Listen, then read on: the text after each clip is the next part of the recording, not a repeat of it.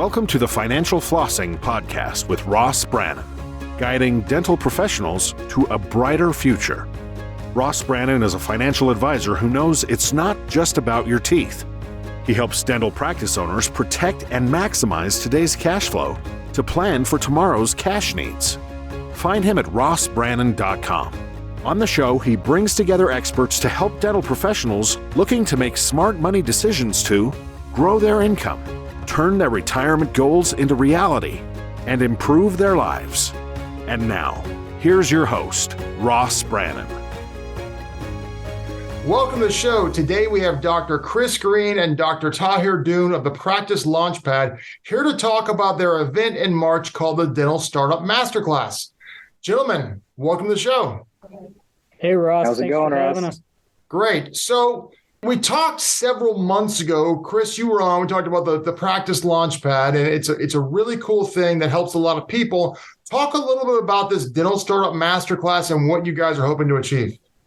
Yeah, so a couple of years back, Taher and I started the Practice Launchpad. Basically, we were trying to document our journey from an acquisition and startup standpoint, as well as a failed dental startup standpoint.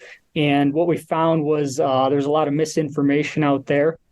There were a lot of people overpaying to acquire assets, overpaying to, get to opening day of startups. And we said, hey, we're dentists, we're looking out for dentists. How do we get them there with fewer headaches? How do we save them money? How do we, watch out for their blind spots? And so what it evolved into has been coaching. We have a lot of private coaching clients that we're helping through startups and acquisitions. And now we said, hey, we want to help more people. So we're doing basically like a boot camp. The Masterclass is just a 2-day event to kind of, give the recipe for how to pull off a startup and how to not get blindsided by these equipment companies, these contractors, every step along the way, especially with interest rates so high. I mean, people cannot afford to come out of dental school with $400,000 in debt and then go invest, $1 million in a startup. You got to watch your costs and, make sure that you control the debt situation from in order to grow your business and your personal net worth. So you guys are dentists looking out for dentists. You've actually done this before. It's not theoretical from you. You're not just, some outside consultant, not trying to rip those people because there's a place for those people. But you're like, hey, here's how you do it. I've done it. And here's how you do it the way I did it because I've had pretty good success. I know you pretty well, Chris. I know Chris better than I know Taher. But I know Chris is a pretty successful dentist in his mid-30s. I think most dentists in their mid-30s would probably desire to have the life that Chris has, at least from a practice standpoint. And so you're like, hey, don't reinvent the wheel. We've made all the mistakes. Listen to us. We'll show you how to do it. Is that fair? Yeah, I mean, Taher, he blows me out of the water on many fronts from this standpoint. But yeah, I mean, he's definitely better looking. Well, we know that. Yeah, and he's funnier. Yeah, smarter, funnier, better looking. But I like to share knowledge. Information there's almost too much information these days, but there's a lot of, like I said, misinformation. And there's people that don't necessarily have our best interests in mind. So I know what it's like to pay back student loans, pay back a practice loan, go past opening day, and now you actually have a team and need butts in the seats, how to grow the business. And it's like, if somebody's going to spend this much to go out and take this risk, we want to see them be successful and not have the heartache of a failed startup. So Taher, talk about some of the things that you learned through your time starting a practice and the mistakes you made and you don't want people to see. You don't want people. I'll go back in time and just, touch base on a little bit of my history. So graduated, went to Oklahoma, started just cutting some teeth and getting some reps and trying to do my own startup. And then, I didn't know what I didn't know. As many young dentists, we had problems with the legal structure of the documents. We had problems with the brokerage and the representation. We had problems with the demographics. And so I ended up walking away from a project where I lost $65,000 on a startup where we were going to acquire and build the practice and, own the practice. And, at that point in my career, that was a lot of money. And I just got married, paid for my own wedding. I didn't have a 400-person Indian wedding or anything, but, still close friends. And put a down payment on a house, and my wife's a dentist. She was pregnant with our first kid, and it was just like the worst timing. And so through that, I pivoted into an acquisition, and I was blessed enough to grow that thing 500% over the past 6 years. But also simultaneously, for everyone listening here, revenue is not the only number we look at. It's the EBITDA or the profit of that business. How much you keep. Exactly. And one thing that me and Green are really good at, me and Dr. Green are really good at, it's controlling overhead. And it's taking those dollars home and doing it in a way where it's logical, best clinical quality, spending the money where you need to spend it, saving it where you need to save it. So for example, moving from my 6-op practice, we're building an 18-operatory practice. We have an educational facility. Stop. You just slid right by that. So people are in the kitchen. So you didn't say I'm going from 6-op to 8-op. You didn't say I'm going from 6-op to 10-op. You said I'm going from 6-op to 18-op. So a 300% growth. Talk about that because, obviously more ops, more revenue. And ultimately, that's what, I'm going to go a slight kind of tangent here. You wouldn't put up with the crap. Well, you wouldn't put up with an additional 4 years of school and potential residency to own a practice, which is a small business, which gives you the opportunity to create wealth. The greatest way to create wealth in America is to own a business. You wouldn't put up with owning a business, all the headaches and all the people and issues and all the things you have to deal with if you couldn't translate that money, that wealth from your business balance sheet to your personal balance sheet.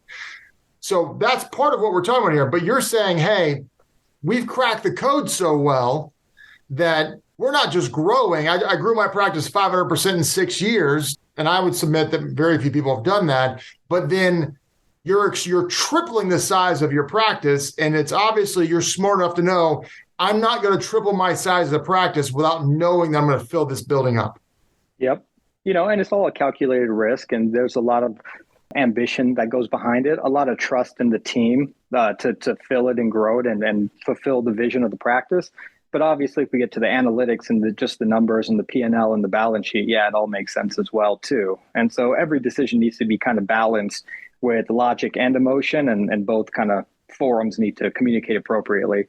So we are building the 18-operatory practice. It's going to open up, mid-June or maybe end of June, maybe August, depending on construction. But we just did the chalk walk yesterday, and things are coming along, man. And here's the thing. It's like, through Chris doing it and myself doing it, and we've done an acquisition. I have a failed startup. We have a, dirt up building. We know how to save. Like I've consulted Chris on this thing. We've saved, $50,000 on a my IT bit. We've gone from 4.5 thickness on the floorings to 3. We've figured out ways to not have curves, but a 45-degree bevel within the architectural plans. All of these things that we can do, all of these little strategies we can implement will save dollars, and they're real dollars at the end of it all too.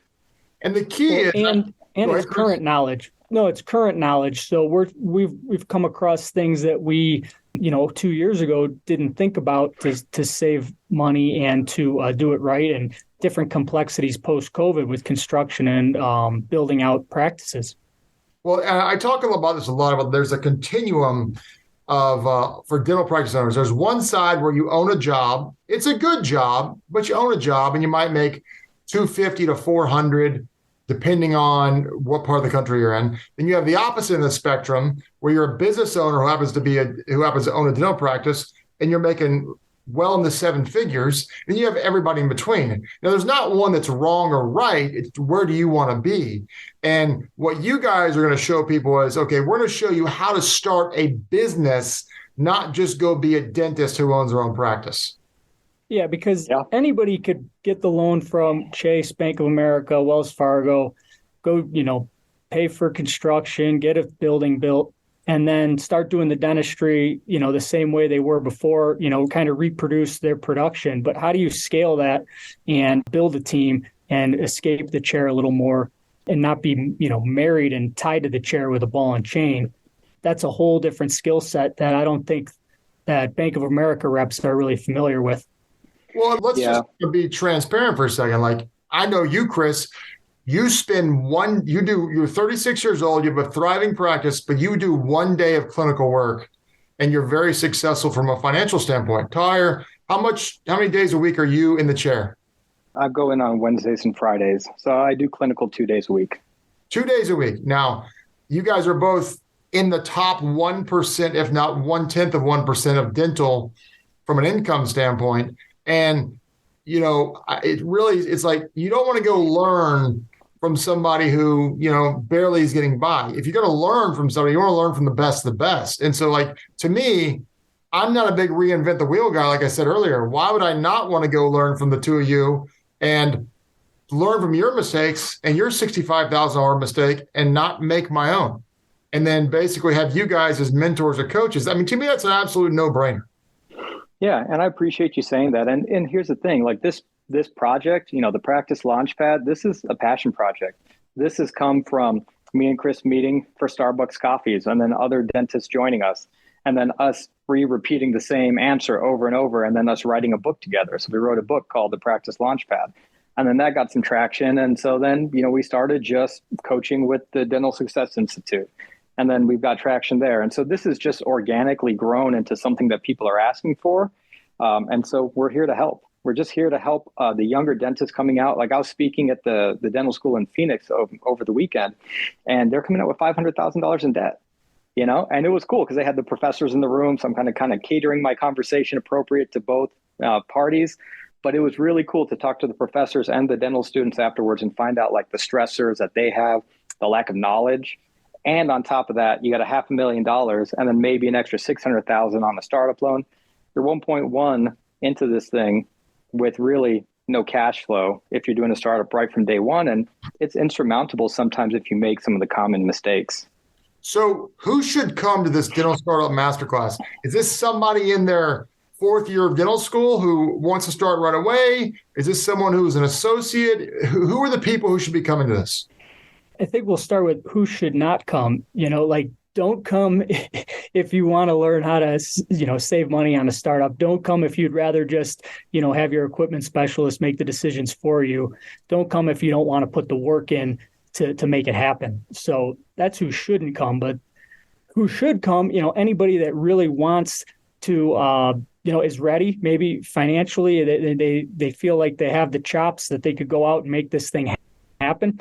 I think it takes a real unicorn straight out of school to do a startup. But, some of us have to go get our butt kicked as an associate for a few years, learn a few things, and then come around. But really at any point, during my career, it's been a lot of like, I want to know that so that I know where I'm headed. So maybe I got my education on this 2 years before I was ready, but I then could reverse engineer how I was going to get there. So anybody who's looking to own a practice should come. All right. So when is it? Where is it? How much does it cost? It is March 9th and 10th. Let me confirm that. I know it's in Houston, Texas, but that's a big city. Houston, Texas, at the Voxel. Voxel's sponsoring it for us, as well as Ross and some other vendors that we've vetted out and worked with over the years. The limit is 35 people. So we already have people booking up. The cost, there's going to be an early bird special. So if you want to sign up early, email jbgreendental@gmail.com because the landing page is still in process of getting built. It should be ready in the next week or two. So email jbgreendental@gmail.com or just text me 708-917-8019 and we'll get you on the list. Say your number one more time. 708-917-8019. Okay, so let's talk about what you're going to talk about specifically. It's 2 days. Kind of lay out the format for what this event's going to be like. So the format is we're going to cover really everything. It's like how to do financing, how to get your business plan together, how to do the pro forma, how to vet out your contractors and your architects and your engineering team and your equipment bids. I mean, me and Chris get to see equipment bids across the nation, and the delta on these numbers is significant. And if you just have a baseline of how to compare these, quite a bit. Oh, it's astronomical for the exact same product. It's infuriating and at the same time illuminating like how things work in the backstage, IT bids, and then choice of materials. I mean, you name it, we cover all of this stuff in depth. And it's like very strategic in terms of like not existential type of questions about vision and leadership. And of course, there's that part too that everyone needs to figure out for themselves, but it's tactics in terms of how you take this home and you implement it and you save yourself real dollars. Yeah, I mean, there's a recipe for this stuff. It's not rocket science how to open a business, but there's a right way and then there's better ways, right?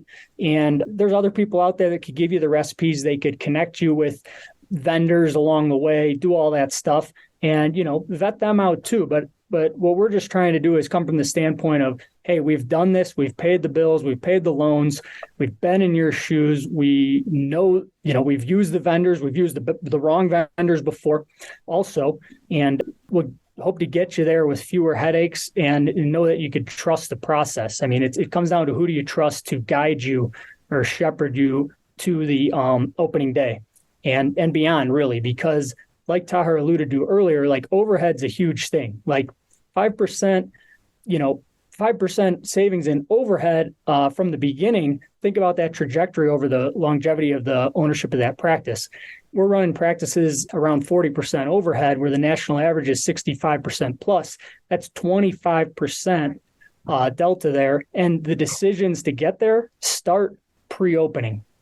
Well, think about the lost opportunity cost. A lot of people don't think like that or they don't understand the concept, but lost opportunity cost basically means if I save $1 or if I spend $1 or waste $1, the lost opportunity cost is not just recovering that dollar, but it's what I could have earned on that dollar compounded forever. And it adds up. And, I like to say the highest rate of return you're ever going to get is $1 taken back from the IRS. But you could say the same thing here. The highest rate of return I'm going to get is saving $50,000 or $100,000 on my startup, because that's $50,000 or $100,000 you could do for something else. Absolutely. Yeah. Or that's your CBCT paid for in savings on equipment, IT, and flooring. And then now you have a CBCT to diagnose more. I mean, there's so many ways to, like, the permutations of how you can implement these dollars is really intriguing. Some people say, don't worry, you're going to be able to pay it back. That's taxation on future income. And to be honest with you, those people might be getting incentivized if you do have a bigger loan amount. Just saying. Well, I mean, bankers are paid off the size of your debt. They make more money on $1 million loan than they make on a $500,000 loan. So, and typically banks will lend unlimited amounts of money to dentists because it's a good risk for them. Not saying you shouldn't take a loan out, but let's just be prudent about it. Yeah. And I do want to give out a few tactical things here. So just if you're already, halfway across the highway and you're picking out, how to design certain things, right? Consider the backing in the walls for your X-ray units or the backing in the ceiling for your overhead lights. Each one of those with wood and electrical and potentially data is like $750. Well, do you really need all these additions added in there, right? The person designing this is going to put backing in everything. And so you take that times, 3 sets of backing or 2 sets of backing over 6 operatories, 12 times $750. You can immediately save those dollars by just understanding that you don't need backing in certain places because you can get handheld x-rays, or maybe you put one in your hygienist room. So it's just like thinking ahead at like how these facilities are going to run, and then knowing that you don't need some of this work done up front with contractors is where you're going to save these dollars. Yeah. And so, but you have to be engaged and don't be somewhat intellectually lazy and just like pay someone to do it for you. And then it's going to drive the cost up. You have to be, really kind of engaged in something that you may not be that interested in, but you have to be because it's going to save you money. Yeah. I mean, when you're or in you just have to find mode, someone. Go ahead. Oh, hey, Chris. Oh, I was going to say, you're in grinder mode. Like, you don't have like the excess income to just say, let somebody else make the decision. I'll pay, $10,000 extra right now. You might have that ability in the future because your time will be more valuable. But at this stage in most of our careers, unless we, ran into a big bag of cash from family or something, like it's grind it out. It's save a buck here or two. It's DIY a little bit. And all those things add up along the way. Yep. 100% agree. And the thing is, for the same example, you make your money, you get your cash flow, you want to add the backing later. Yeah, it might cost you $1,200, but we talk about the opportunity cost loss and what does that $750 make you when you add the backing in 5 years? You've already made all that back in spades. All right, so let's go over the information. It's March, the dates, the location, and the cost, and how to register again. Yeah, it's March 9th and 10th in Houston. So Houston, Texas, centrally located at the Vauxhall facility. What's the cost? The early bird special, I think, is $19.97. Am I off on that, Taher? Sounds good to me. I'm not too sure. If you hear this podcast and you're signing up, you can quote that until probably about February 1st. And you can email jbgreendental@gmail.com or text me 708-917-8019, and we'll get you the right people to sign up. And once again, who should be coming? Who are the people who should be coming? I would say really anybody who is going to be doing a startup, an acquisition, if you're an associate with aspirations of understanding more about what the future holds, or even if you're working on practice number 2, because in practice number 1, you probably made a few mistakes and you want to repeat those mistakes. So doing a better version of 2.0 or an expansion really is applicable. So it's really anyone within the industry who's going to do anything when it comes to expansion or construction or startups. And we will touch on acquisitions a bit as well. So yeah, it kind of touches all the key topics. I already have a practice, but I made some mistakes, and maybe I'm going to expand to another practice. Maybe I'm not. Should I come? I would come hang out, come learn a few things, because there's you know more than most people because you've been through it, but there's definitely, I think, some tricks of the trade that might help. Look at Taher. He said he's been talking to me, and me and him have been talking quite a bit about his big project. But did you hear that, Taher? He just took credit for you growing from 6 to 18 ops. He just took full credit. Yeah. Our friendship is probably his friendship to me has probably helped guide me in that trajectory. So I'll absolutely give him credit. But one other important point, we get a lot of people that are like, I already signed a lease. I already found a space. I'm at this stage. Is it worth it for me? I would say absolutely yes, because we will talk about, business principles, insurance, things of that nature, the things that are real scary as you approach opening day. So that would be all relevant. All right, guys, this has been fantastic. I hope people take advantage of this. Chris is giving you the information. These guys are very successful dentists who own their own practice. They're both young. You should want to emulate your practice after them. This has been fantastic. So I appreciate your time, guys. Yeah, thanks you, Ross. For having us. Appreciate you, Ross. Sure thing, guys. You've been listening to the Financial Flossing Podcast with Ross Brannan.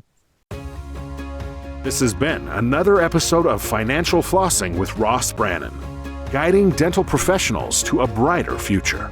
If you liked what you heard, consider subscribing wherever you listen to podcasts. For more on Ross Brannan, visit rossbrannan.com. This podcast is for informational purposes only. Guest speakers and their firms are not affiliated with or endorsed by CAS, Guardian, or North Florida Financial, and opinions stated are their own. External sites and materials are provided for your convenience in locating related information and services. Guardian, its subsidiaries, agents, and employees expressly disclaim any responsibility for and do not maintain, control, recommend, or endorse third-party sites, organization, products, or services. Make no representation as to the completeness, suitability, or quality thereof. Ross is a registered representative and financial advisor of Park Avenue Securities, LLC, PAS, OSJ 3664 Coolidge Court, Tallahassee, Florida 32311, 850-562-9075. Security products and advisory services offered through PAS, member FINRA, SIPC, financial representative of the Guardian Life Insurance Company of America, Guardian, New York, New York. PAS is a wholly owned subsidiary of Guardian. North Florida Financial is not an affiliate or subsidiary of PAS or Guardian. Arkansas Insurance License Number 1613-9032. California Insurance License Number OL-10073. 2023-149-296 expires 125.